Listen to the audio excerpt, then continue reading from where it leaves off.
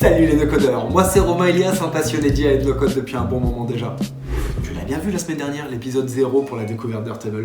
Eh bien, chose promise, chose due, on commence dès aujourd'hui. Épisode 1, on voit tout l'onglet données. Je te montre de A à Z comment on reconstruit un CRM pour ta boîte. Mais attention, je te parle pas des vidéos comme tout le monde que tu vois un peu partout. Non, là je vais te montrer des vrais champs de formules, des vrais champs de vérif, etc.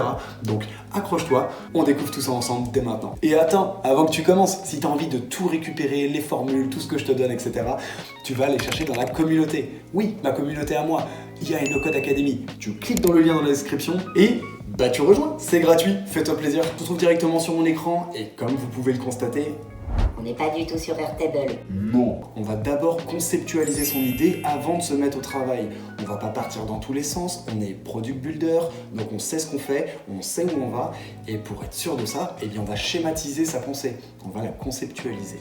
Et rien de mieux que Whimsical pour mettre en place ses idées. J'ai décomposé en plusieurs étapes. Étape 1, on va d'abord créer les deux tables principales. Pour rappel, on va créer un CRM pour une entreprise, répertoriant les membres ainsi que leurs cotisations pour la traçabilité. Dans un premier temps, les tables principales avec les champs principaux. Pour l'étape 2, on va créer une table transitoire, donc une table entre les deux qui permettrait de lier membres et cotisations sans mettre un maximum d'infos. Il faut vraiment que toutes les informations de la table membre ne concernent que les membres, que toutes les informations de la table cotisation ne concernent que les cotisations, et tout ce qu'il va y avoir entre les deux, toutes les transitions d'adhésion en l'occurrence, on va les mettre dans cette table-là, ça évitera d'avoir trop d'informations sur chacune d'entre elles. Une fois que c'est fait, on va mettre les relations entre les différentes tables pour que ça soit le plus correct possible et qu'on puisse retrouver certaines informations de champs d'une table dans une autre table. Pour l'étape 3, on va ajouter des champs de calcul et des champs de formule. Ouais, ça commence à être un petit peu touchy. Et enfin, étape 4, on ajoutera des champs qu'on appelle de contrôle, des champs de vérification qui vont nous permettre justement de vérifier par exemple si un membre est actif ou non, donc qu'il ait payé sa cotisation actuelle.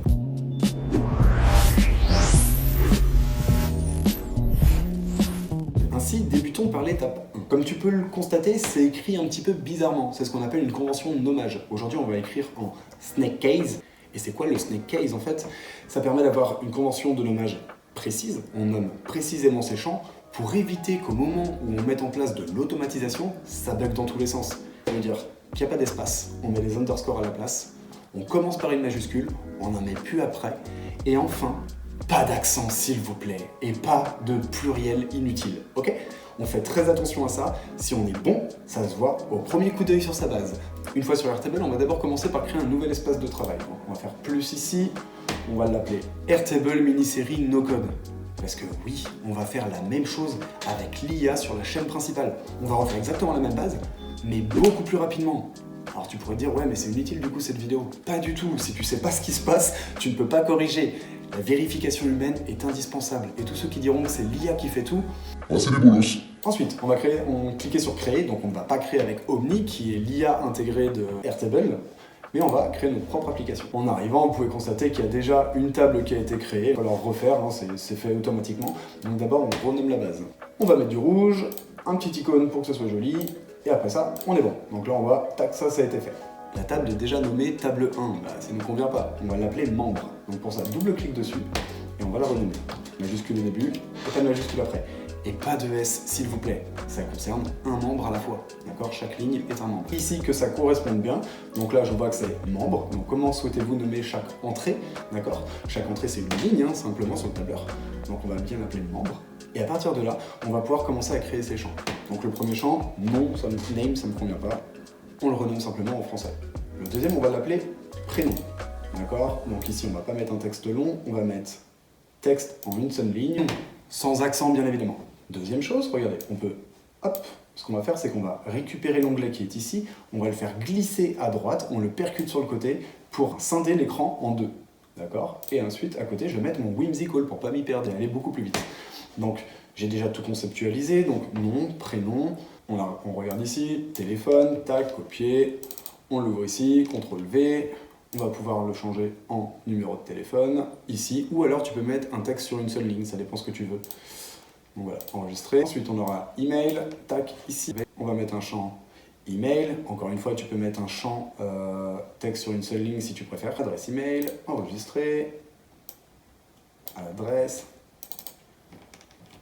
CTRL V, sur une seule ligne, confirmer la modification, tac. Nouveau champ, à droite, donc on a dit code postal, on va mettre un texte sur une seule ligne, CTRL-V, compte postal. Tous les champs sur une seule ligne, on va passer rapidement, t'as bien compris le truc. Donc on va mettre un champ note au cas où on aurait des petites choses à rajouter, donc on va cliquer sur le plus. Cette fois-ci, on va mettre un texte long, d'accord, pour qu'il y ait plusieurs lignes justement. Donc on l'appelle note, et afin de pouvoir rajouter des listes à puces et des caractères un petit peu spécifiques, on va cocher ici, activer le format de texte enrichi. Créer un champ photo, la photo ce sera une pièce jointe. Et ensuite, c'est des champs utilisateurs. Date de création. Faites bien attention à faire en sorte que la date soit au bon format. Pour cela, on va mettre 24 heures et en format européen. Si tu le souhaites, tu peux même utiliser le même fuseau horaire pour les autres collaborateurs. Si tu veux, on va le mettre. Voilà, Europe, Paris. Pouf, comme ça au moins, t'as tout vu. Même chose, on fait attention, si c'est pas indiqué ici, on peut faire mise en forme. Tac, on fait toujours attention. Européen, 24 heures, créer un champ. Ok, donc la table membre, comme tu peux le constater, c'est bon. On a tous les champs qui ont été créés, bien spécifiquement. Et on va pouvoir passer à la table numéro 2, la table cotisation. Pour cela, on va faire ajouter un tableau ici. On va le faire démarrer de 0. Tac, et on va l'appeler cotisation. Si toi, tu as déjà des informations, un CSV extrait d'un autre tableur notamment, tu vas pouvoir le télécharger directement quand il te demande la création de la table. Mais là, c'est important, je te montre de A à Z comment ça fonctionne. Donc là, tu vois, il y a écrit dossier. Et dossier, ça ne me convient pas vraiment parce qu'on parle d'une cotisation, pas d'un dossier. Donc, je vais pouvoir changer ça. Et si je ne trouve pas cotisation, ce qui est le cas, je vais pouvoir mettre une référence un type générique qui s'appelle entrée. Voilà, comme ça, on parle d'une entrée, c'est beaucoup plus simple et on sait de quoi on parle. On redascule d'un côté à l'autre. Et on va reprendre notre table cotisation qui est ici. J'ai pas mis beaucoup de noms, tu comprendras après pourquoi, ça va se remplir au fur et à mesure. Une petite note si c'est nécessaire, donc là tu vois il y a écrit note au pluriel, mais moi je mets plutôt note comme ceci, et j'active le format enrichi. Tac. On ajoute un champ année de cotisation qui sera rempli par la suite par l'IA, ça se fera automatiquement, mais on le met quand même. Et pour le coup on va mettre une sélection unique qu'on va renseigner, on va mettre option 1 2026, ajouter une option 2027. Alors une troisième pour le plaisir, 2028. Si tu le souhaites, tu peux changer la couleur, qui est ici, hop, par exemple on pourrait mettre ça, et tu peux même mettre un champ par défaut. Et là, vu qu'on est dans l'année 2026, on va mettre 2026. Il y a de grandes chances que ça soit le cas. Enregistré. Pour les champs, date de la dernière modif et date de création, ça revient même que la première table. On passe à la suite. On a les 5 champs qu'on avait demandé au départ. La table cotisation et la table membre sont prêtes à l'étape 2. Étape 2, on va pouvoir faire les relations entre les différentes tables. Donc pour cela, on va commencer par créer la troisième table qui s'appelle adhésion. Il sera table de transition entre les deux. On crée une nouvelle table, tout, c'est bon, il y a bien écrit adhésion en dessous, on est bon. Les champs demandés sont ici. Le champ coût est un champ devise. Donc regardez bien, c'est distingué entre numéro et devise. Donc là on met bien devise et surtout on fait attention de changer le dollar pour mettre en euros. Tu peux changer si tu veux des chiffres après la virgule, on est bon. Pour date de souscription, encore une fois on va mettre un champ date. Champ date simple ici. Le mode de paiement va être une sélection unique. Voilà, donc là il y avait déjà un champ statut donné directement. Donc moi ce que je vais faire c'est que je vais simplement ajouter ce qui me convient le mieux. Ajouter un champ Stripe parce que par la suite si on ajoute des automatisations, oui ça va être le cas évidemment si je le lis à Make, et bien lorsque les gens vont remplir mon formulaire en ligne, et bien ils passeront par Stripe et ça se fera automatiquement et autant que ça soit réglé directement. Donc, le statut de paiement, ça va être encore une sélection unique. On peut les changer de place comme ceci. En cours on peut mettre ici, si jamais il a dit « Bon, je m'en occupe très prochainement », allez, vas-y. Et à régler, on va le mettre en rouge, enregistré. Parfois, il vous affiche ce petit message qui est un petit peu relou. C'est souvent dans la construction de la base, en fait, il t'avertit qu'il y a des champs qui vont être modifiés, qu'ils ont une dépendance. Donc Airtable, c'est super bien fait pour ça, mais là, on s'en fout. On commence de A à Z, donc on risque rien de casser finalement. Donc ce que je vais faire, c'est que je vais l'interrompre, hop, et confirmer la modification. On va faire date de création dans un premier lieu, date de la dernière modif, modifié par, comme d'habitude. On passe à la suite. Ma table d'adhésion est propre, je vérifie bien les conventions de nommage, j'ai pas mis d'accent, j'ai pas mis d'espace, tout va bien, on est bon, j'ai fait attention à mes dates pour qu'elles soient aux petits oignons et bien référencées en France. Voilà, avec des codes français et pas américains. Maintenant, il va falloir faire des relations. Donc on va mettre des relations entre les tables membres, la table cotisation, etc. Donc on repart sur Whimsical que je te montre ce qu'il en est. Actuellement, je vais pas faire des relations dans tous les sens. Je vais organiser ça. Et donc, ce que je voudrais, c'est que la table adhésion puisse connaître les membres qui sont liés à cette adhésion, les cotisations qui est liées aux membres, donc la liaison va se faire à ce moment-là, le membre qui est lié à la cotisation, et tu as juste à suivre les flèches pour la suite. Ok, je te montre comment ça se passe. Dans la table adhésion, on va ajouter un nouveau champ. Donc là, je vais cliquer sur la petite flèche, je vais faire ajouter à droite ou à gauche, ça ajoute une colonne finalement, insérer à droite. Et je vais ajouter un champ lié à une autre entrée. Là, je vais sélectionner la table membre. Ils appellent ça un tableau en français. Et moi, je t'ai mis le truc en français, mais je te conseille très vivement de laisser Airtable en anglais. Parce que les traductions sont pas forcément bien faites. Et ça peut entraîner des erreurs par la suite. Donc, on met tout en anglais, mais pour la vidéo, ou les néophytes, vous la laissez en français. Le nom du champ. Dans la convention de nommage, on met toujours les champs liés en majuscule. Donc, il n'y a qu'un seul membre lié, comme ceci. Hop, autoriser l'établissement vers plusieurs entrées, bah non, il n'y a qu'un seul membre qui correspond à une cotisation, donc on l'enlève. Et on fait créer un champ. Ensuite, on va faire la même chose pour la table cotisation.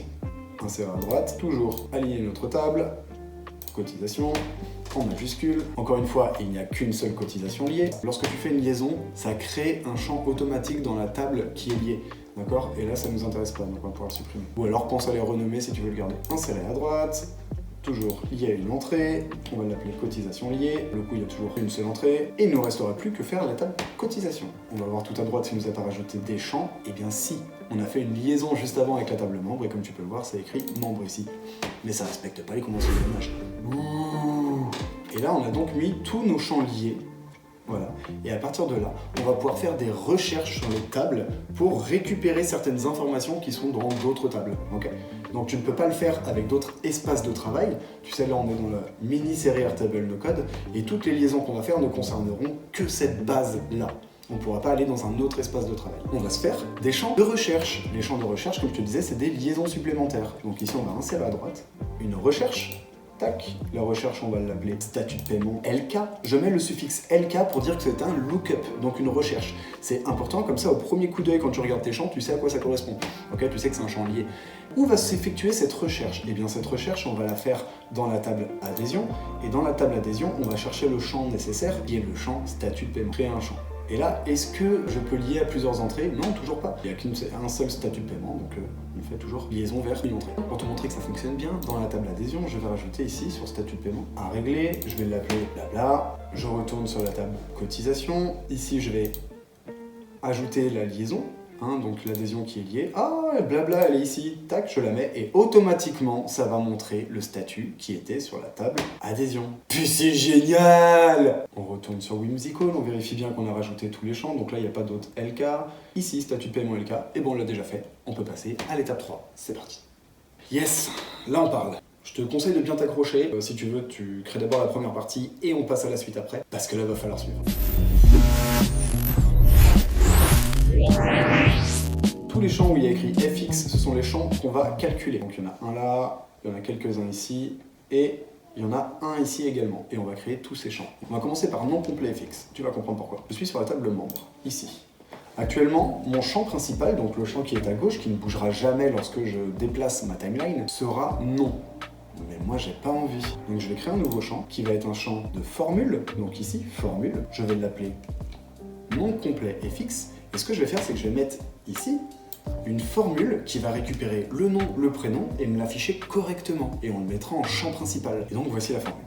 Ça peut paraître un petit peu barbare comme ça, mais finalement c'est pas si compliqué que ça. Là, tu aurais plutôt besoin d'une formation à l'école Cube si tu veux bien comprendre les formules, ou alors tu demandes à ChatGPT de faire une explication pédagogique de cette formule-là. D'ailleurs, ça peut être lui qui te l'écrit directement.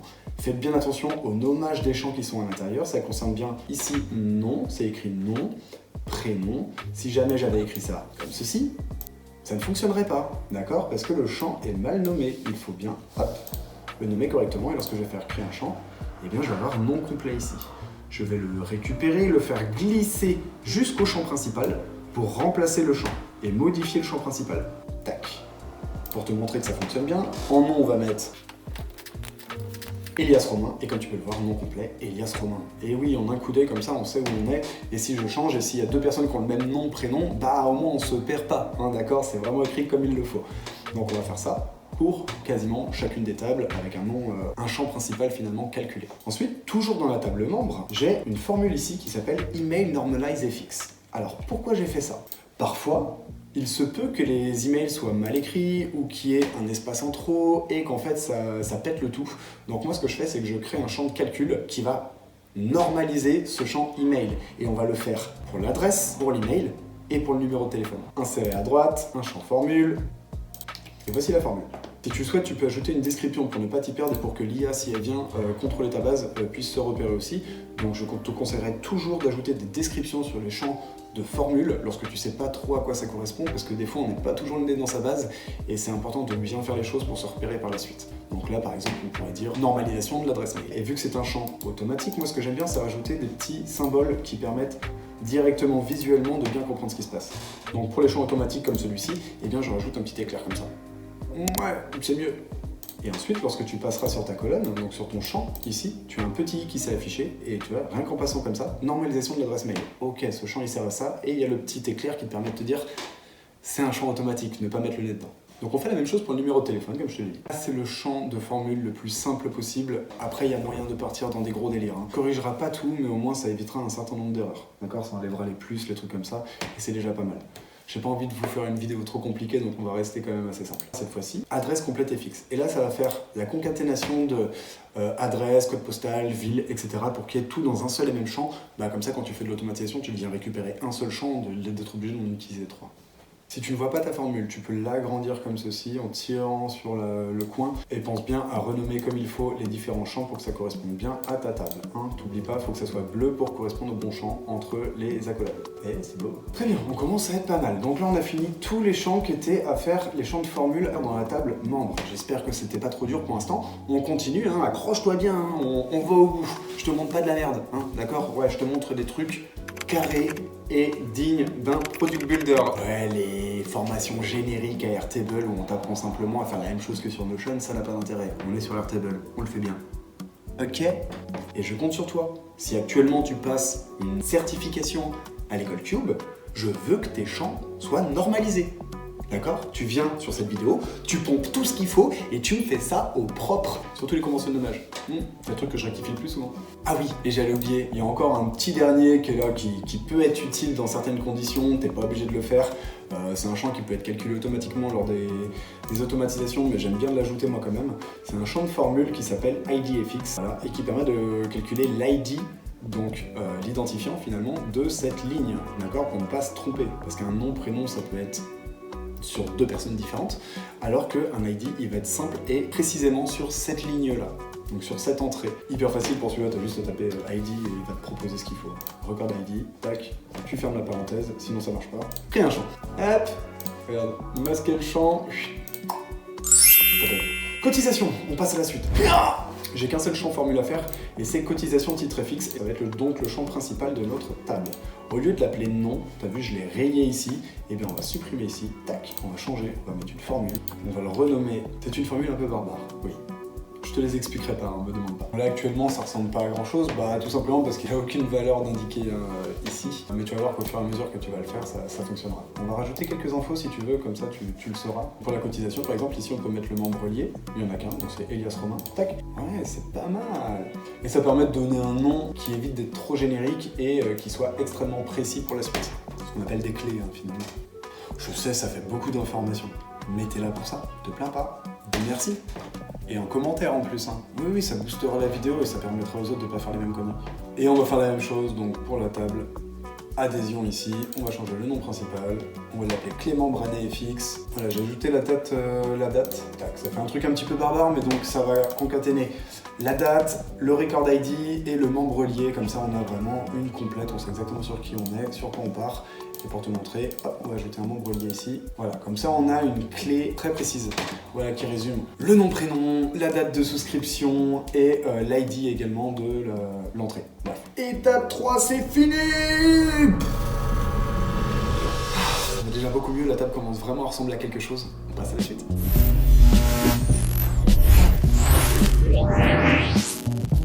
Étape 4, on va rajouter simplement 2-3 petites choses. En fait, j'ai envie de savoir si le membre ici est actif ou pas. Comme tu peux le constater, il va y avoir un lookup qui est retiré de cette table-là, où ici on va faire un calcul pour savoir si le membre est actif, donc s'il a bien payé sa cotisation. Bah oui. Et juste pour ça, eh bien, il va falloir qu'on ajoute 3 autres champs. Ouais. C'est parti?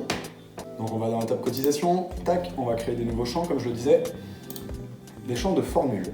Le premier sera Année courante et fixe, c'est important de savoir sur quelle année on est, sinon on ne peut pas calculer. Donc pour calculer l'année courante, voilà, voici la petite formule. Donc calcule bien qu'on est sur l'année 2026, on va pouvoir passer à la suite. Ok, donc année payée ref et fixe, voici la formule. Crée un champ. Pense bien ajouter des descriptions, hein, je vais pas le faire à chaque fois, t'as bien compris. On continue. Qui va venir concaténer donc les premiers champs qu'on a mis en place, hein, les premiers champs de formule. Et enfin, le petit dernier pour la route, actif et fixe, qui va nous permettre de reprendre toutes les formules qu'on a fait avant pour savoir si on est à la bonne date, si la cotisation a bien été payée, et faire le cumul de tout ça pour savoir si oui ou non ce membre est actif. Parce qu'il n'est actif que s'il a payé, sinon bah, c'est un crevard. Et voici la dernière formule. Et donc là on peut savoir si oui ou non ils sont actifs. Donc évidemment il n'est pas actif puisque j'ai rien payé pour l'instant. Mais voilà, et pour être sûr que ça soit effectivement vérifié dans la table membre, qu'au premier coup d'œil je puisse savoir si le membre est actif ou pas, et pourquoi pas après filtrer en fonction des membres actifs, je vais pouvoir ajouter un lookup, hein, donc une recherche, un champ de recherche, vers la table adhésion, que je vais appeler actif RL, rollup, donc toujours le petit suffixe hein, qui te permet de savoir ce qu'il en est au premier coup d'œil, donc actif RL, cotisation liée, et on va choisir le champ tout en bas, actif et fixe. Créer un champ. Bim! On a fini. Ton CRM est quasiment prêt. Donc après tout ce qu'on va rajouter sur les automatisations, les interfaces, les formulaires, etc. Ça nous demandera parfois d'ajouter des petits champs supplémentaires pour des champs de calcul. Comme tu as pu le voir, je n'ai pas mis de rollup, les champs cumul, tu sais, avec la petite spirale là. Tout simplement parce que là j'en ai pas eu besoin. Mais sache que c'est des champs de calcul qui vont faire les multiplications au fur et à mesure selon les champs que tu lui donneras. Voilà, donc là on n'en a pas eu besoin, si jamais il y en a besoin par la suite, on le fera. Et maintenant je te montre juste un petit dernier détail. Donc là on est dans la table principale. Rappelle-toi, ici si on clique sur les trois petits points, tac, ça nous permet de voir les différentes vues de la table. Je te l'avais expliqué dans l'épisode 0, si tu l'as loupé, il est juste au-dessus de mon épaule. Voilà, fais-toi plaisir. Et donc, on va créer une nouvelle vue. Moi ce que j'aime bien, c'est mettre un petit bureau pour dire que c'est l'admin, et j'ai créé admin, voilà, tout simplement. Et je vais créer une section. Donc une section finalement, c'est sur le plan team, c'est sur le plan payant. Donc là je ne vais pas pouvoir, c'est un forfait gratuit. Je te conseille vivement de passer au plan team si jamais tu veux rajouter des vues intéressantes. Et les sections finalement, on va te permettre de créer des dossiers pour ranger les différentes vues et les organiser. Donc bah forcément on va pas faire de section. Non, on va quand même créer une nouvelle vue. Et là, on va pas s'embêter, on va faire un champ tableur aussi. Voilà, on va appeler membre actif. Je te conseille toujours de faire en snake case parce que peut-être que tu automatises avec make, avec N8N et que tu vas pouvoir trier selon la vue que tu veux. Plutôt que d'aller chercher dans une table complète, la table admin où il y a tous les champs, et bien là tu vas pouvoir masquer certains champs qui sont inutiles pour justement te permettre de trier une première fois avant que ça rentre dans l'automatisation. Donc pareil, hein, snake case. Hein. Tu peux choisir si c'est une vue collaborative, personnelle, verrouillée, donc collaborative. Hop. Une fois que c'est fait, tu vas pouvoir décider de masquer les champs qui sont inutiles. Nous, on s'en fout de nom, prénom, téléphone. On va garder que les formules normalize, ok? Comme ça, c'est plus simple. Tout le reste, on le tège. Ainsi, il n'y a que les champs souhaités qui sont apparents. Je referme ça. Tac, je suis toujours sur la bonne table. Hein. Et je vais la trier. Donc pour ça, je vais la filtrer. Donc je vais ajouter une condition. Si actif RL est supérieur à 0. Tac. Et forcément, il nous montre personne, parce qu'il n'y a personne d'actif. Mais bon, t'as bien compris le truc, du coup ça mettra en exergue tous les gens qui ont payé, et en l'occurrence ceux qui n'ont pas payé. Tu peux faire la même vue avec les membres qui n'ont pas payé, d'accord, qui sont inactifs. Voilà, je pense qu'on a fait un énorme tour de la partie données. Je vais pas aller beaucoup plus loin pour cette vidéo, parce que j'ai envie que tu la regardes, et si elle dure 1 heure, tu vas te dire, bah les prochains épisodes, comme ça, bah non, moi je veux que tu sois là, je veux que tu participes avec moi et je veux que tu apprennes. On va apprendre ensemble. Et si jamais ça c'est maîtrisé et que tu as bien compris comment on mettait les mains dans le cambouis, eh bien, je te conseille d'aller voir ma vidéo qui est sortie sur la chaîne IA, sur laquelle on refait la même chose, mais uniquement avec l'IA. Ouais, on met même pas le nez dedans. Bah ou presque, parce que tu vas voir qu'il y a des chances, c'est un peu la merde quand on laisse l'IA faire. Voilà, je te fais des gros bisous et je te dis à la semaine prochaine ou à tout de suite dans la prochaine vidéo.